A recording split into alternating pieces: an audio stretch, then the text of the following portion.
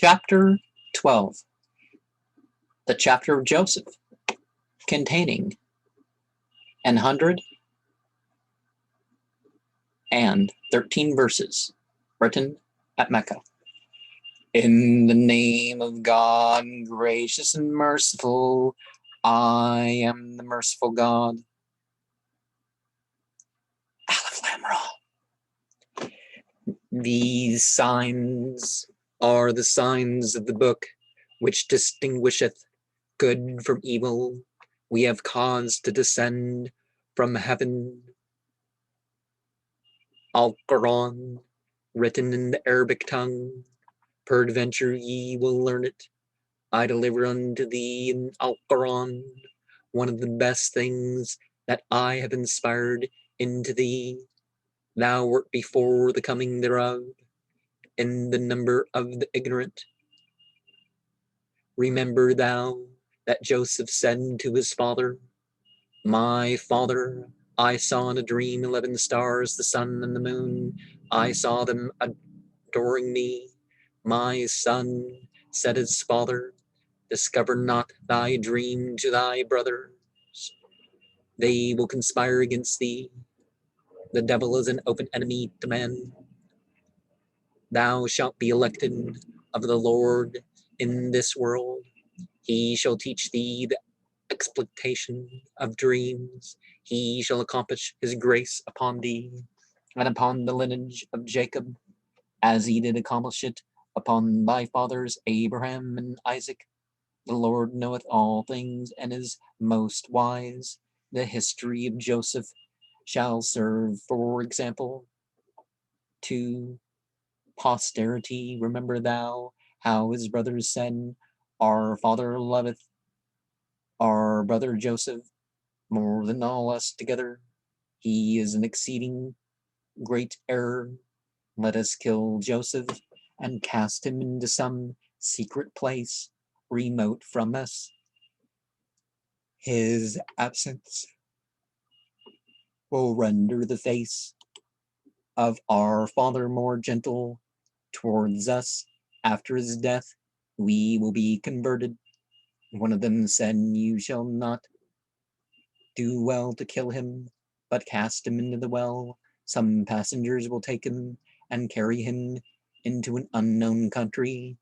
They said to their father, Father, wherefore dost thou not send Joseph into the fields with us? We will be very careful. He shall sport and recreate himself. I fear, said he, that ye will neglect to preserve him. Dost thou fear, said they, that a wolf should devour him in our presence, and that we want strength to defend him? In the morning they led him with them and cast him into a well. We inspired him to prophesy to them what should befall them for the mischief. They acted, but they wanted knowledge to comprehend it. They in the evening returned to their father's house with eyes full of dissembled tears, and said unto him, Father, we sported and ran. Who should run the best? Joseph remained with our baggage. A wolf came that devoured him. Thou wilt not believe us, although we speak the truth. Then they showed him his shirt, which they had sprinkled with blood. It is you that hath done it, said he. You shall answer it before God. He is my protector, and was patient. Without lamenting, there passed that day a caravan near to that well, who, desiring to draw water to drink, let down a bucket, on which Joseph took hold to get out. They gave him clothes, led him away secretly, and sold him at a good rate for ready money. They would not kill him, in which they were honest men. He that bought him in Egypt commanded his wife to have care of him, that he might one day be useful for their service. and be to them instead of a son. Thus did we establish Joseph in the country of Egypt, and taught him the exposition of dreams. Thy Lord is omnipotent, but few men know him. When Joseph came to the age of manhood, we gave him knowledge and prudence. And thus do we reward the righteous. His master's wife became amorous of his beauty. The one day shut him into her chamber and solicited him with love. God defend me, said he, to betray my master and be unchaste. She was in the number of the righteous, and fled to the door. His mistress ran after him, and to stay him, tore his shirt through the back. She met her husband behind the door, to whom she said, What other thing doth he merit? He would dishonor thine house, than to be imprisoned and severely chastised. Lord, said Joseph, she solicited me, that infant which is in the cradle, and of thy parentage shall be witness. Then the infant in the cradle said, Someone of their house, it doesn't say infant. If Joseph's shirt be torn before, she have spoken truth. And Joseph is a liar. If the shirt be rent behind, Joseph hath delivered the truth, and she a lie. Then her husband held Joseph's shirt torn behind, and knew that it was extreme malice, and said to Joseph, Take heed to thyself, and beware this act. Be not divulged, do thou, speaking to his wife, implore pardon for thy fault. Thou art truly guilty. The women of the city said amongst themselves that the rich man's wife was amorous of his slave, and that she had solicited his love, and had erred from the right way, which was the understanding, which she understanding made them an exceeding fair feast, and caused Joseph to enter the parlor where they sat. While they carved their meat, they were so surprised and entangled with Joseph's beauty that they, instead of carving their meat, cut their fingers. O God, I said they, this is not a man, but an angel. Then said she unto them, Behold him whom I loved with so much passion.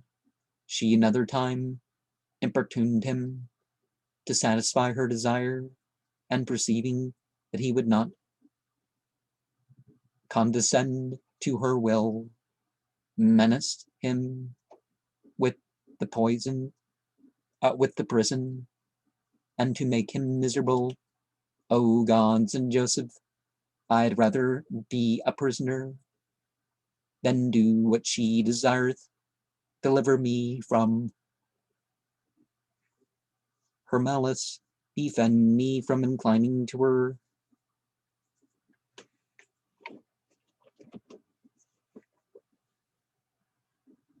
Lubricity, and from being in the number of the wicked.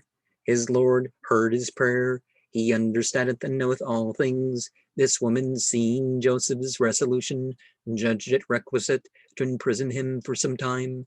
He was put prisoner with 2 men, one of which told him that he had dreamed that he pressed grapes to make wine. The other said that he deemed that he carried bread upon his head, which the birds did eat.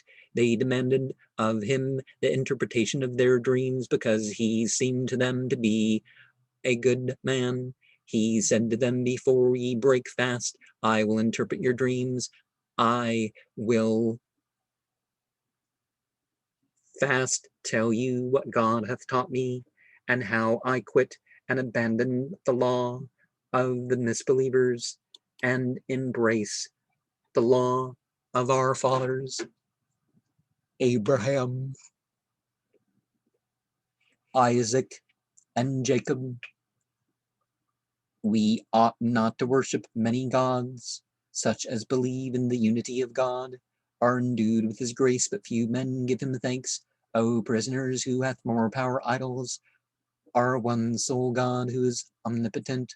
The gods which ye adore are but idols, whom ye and your fathers call by such a name as seemeth good to you.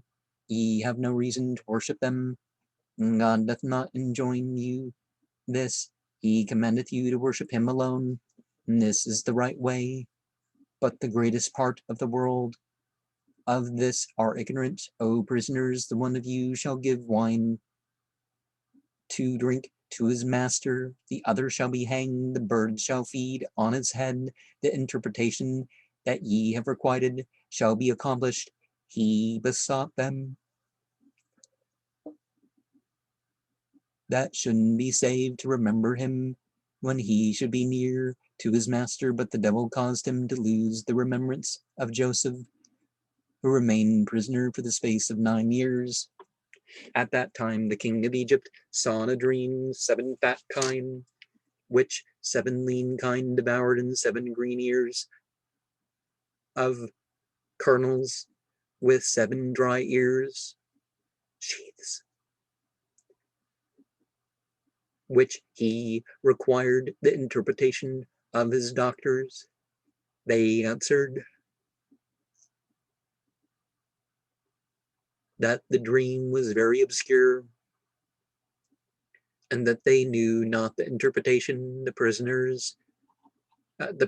that had been set at liberty said that he would forthwith give the interpretation of the dream, remembered Joseph, and calling him unto him said, O righteous man, explain unto us, what is the signification of 7 fat kine devoured by 7 lean and 7 green sheaths of grain, as many dry? Peradventure I shall return to the king and his people, and they shall understand the interpretation of this dream.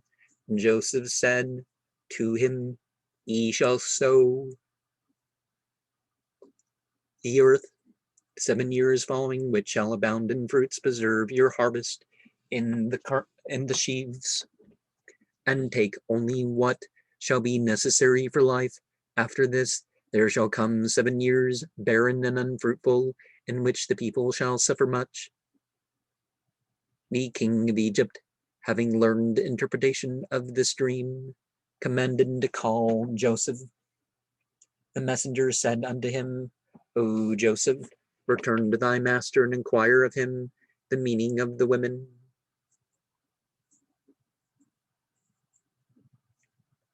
who did cut their fingers. He hath knowledge of their malice, hath caused them to assemble, and demanded of them what was their design when they solicited thee with love. They answered, they knew no sin in thee. And his wife confessed the truth, saying she had importuned thee, but that thou art a very just man.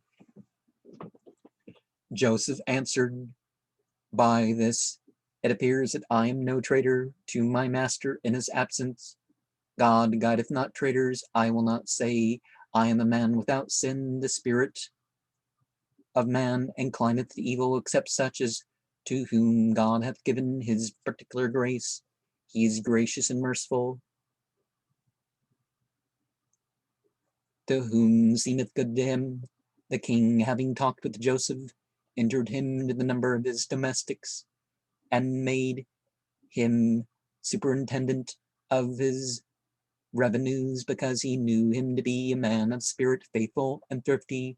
We, by our especial grace, established Joseph in the country of Egypt, where he did what seemed good to him.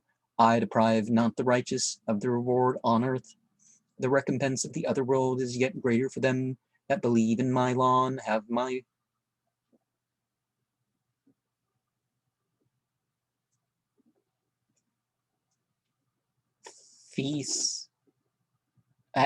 feet before their eyes. The brethren of Joseph returned to buy grain.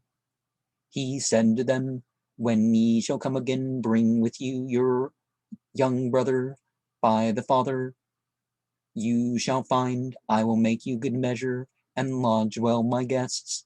If you bring him not, there shall be no grain for you. Approach not this kingdom without him. They answered, Lord, his father loveth him exceedingly.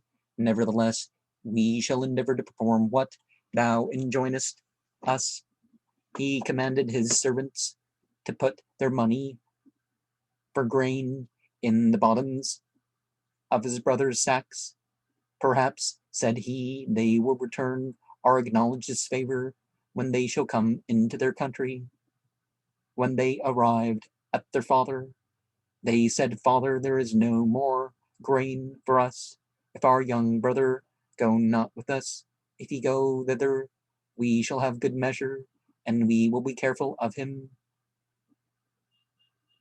You will be careful, said he, as you were heretofore of your brother Joseph. God will defend him better than you.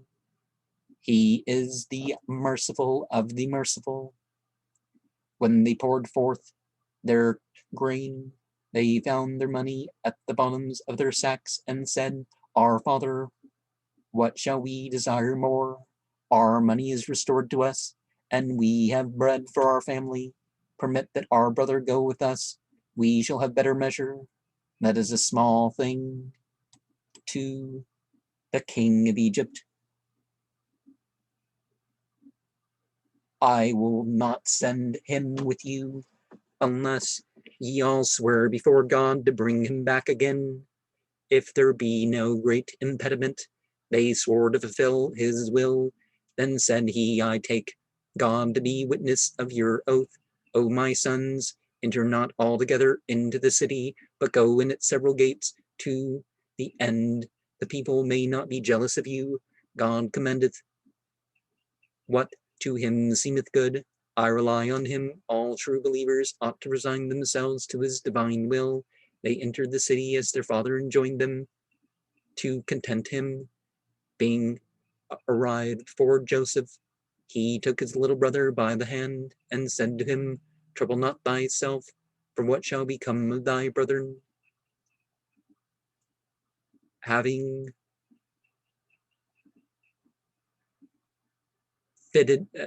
filled their sacks, he caused a cup adorned with precious stones to be put in the sack of his little brother, caused it to be given out that they of the caravan had stolen the king's cup, and sent men after them to search. Those strangers protested they saw it not, and that they came not into Egypt to steal, that they were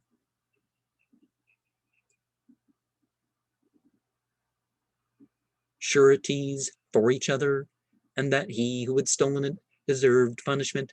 The cup was found in the sack of his younger brother. He caused him to be apprehended, and accused them all of theft.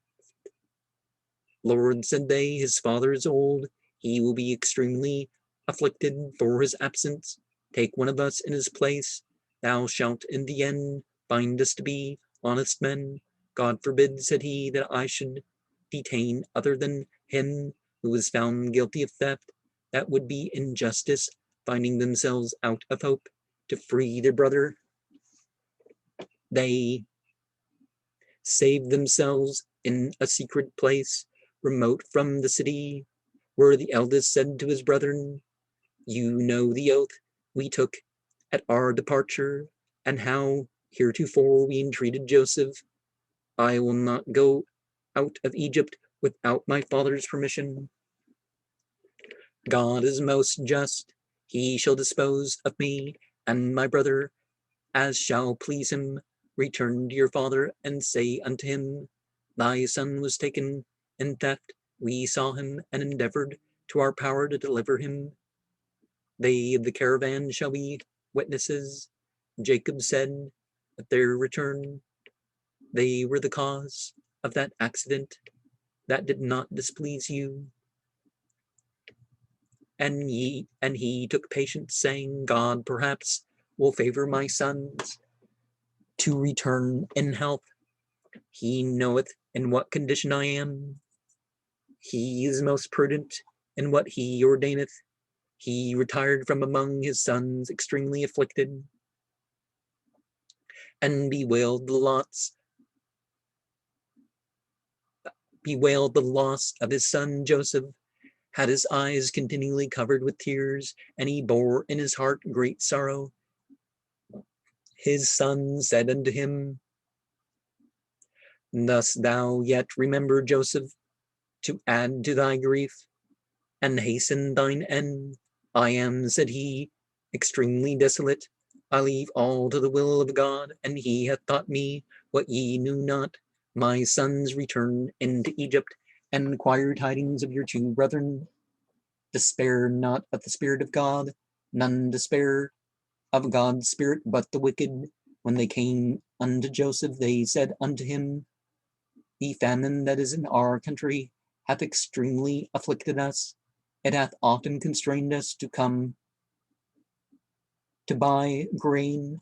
Thou of thy favor hast made us good measure. Thou hast caused our money to be restored for alms. God will reward thee. He recompense such as are almsgivers. He said unto them, Ye remember what ye did unto your brother Joseph? They replied, Certainly, thou art not Joseph. I am Joseph, said he, and behold my brother Benjamin. God hath given us his grace.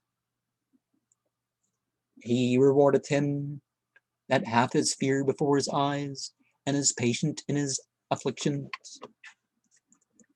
He depriveth not the righteous of recompense. God, said they, hath poured his favors upon us in saving thee, whom we have exceedingly offended. Be not, said he, ashamed. God this day pardoneth you that sin. He is gracious and merciful. Return to your father and bear to him this shirt. Cast it upon his face.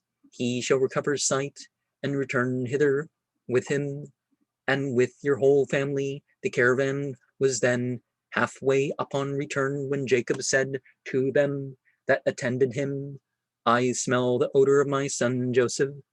You deride me, but what I speak is most true. They told him that he was still in his old error. Some days following, one of his sons arrived with tidings of Joseph, and cast the shirt that he had given him upon him, and incontinently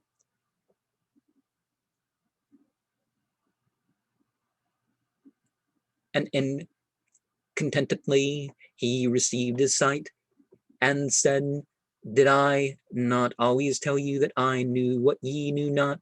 They said, Our Father, pardon us, and ask forgiveness of God for us, who hath exceedingly offended him. He answered, I will beg pardon of God for you. He is gracious and merciful. When they arrived before Joseph, he took his father by the hand, saying, Enter without fear into Egypt, caused him to sit down, and his brethren fell prostrate before him. My father, said he, behold, there the interpretation of mine old dream. God hath rendered it true. He hath favored me in delivering me from prison, and conducting you hither. He hath put an end to jealousy, which the devil had procured between me and my brethren. The Lord is liberal, to whom seemeth good to him. He knoweth what is necessary for his people, and is most prudent in what he ordaineth. Lord, thou hast given me wealth and knowledge to interpret dreams and events. Creator of heaven and earth, thou art my protector. Give me the grace to die in thy law, and place me in the number of the righteous. This history of Joseph is an ancient history which I relate to thee. Thou art not with his brethren when they conspired against him. Nevertheless, the greatest part of the people are incredulous, demand no reward of them, for having preached Al-Quran, it instructeth only the wise. How many signs be there in heaven and earth of the unity of God, yet the people believe not therein, and most of them adore idols. Assuredly God shall punish them at an unexpected hour, and in a time which they know not. Say unto them, behold the right way, I call to the way of salvation and light.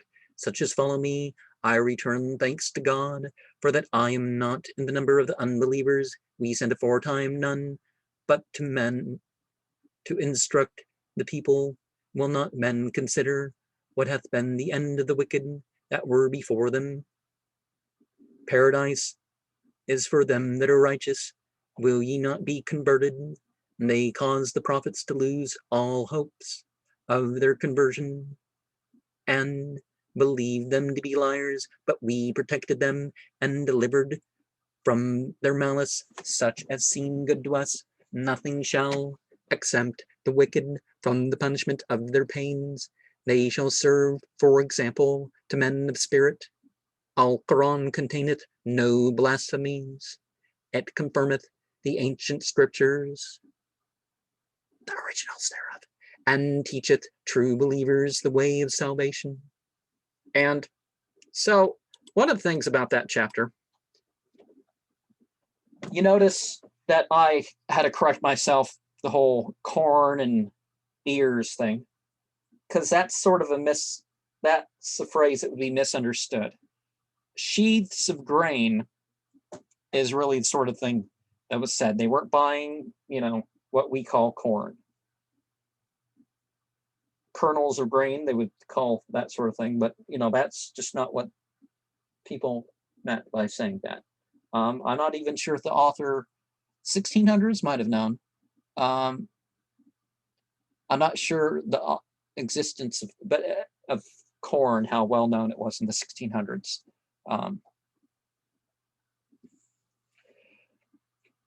But this is a chapter, like many other chapters, that taught Prophet Muhammad a way.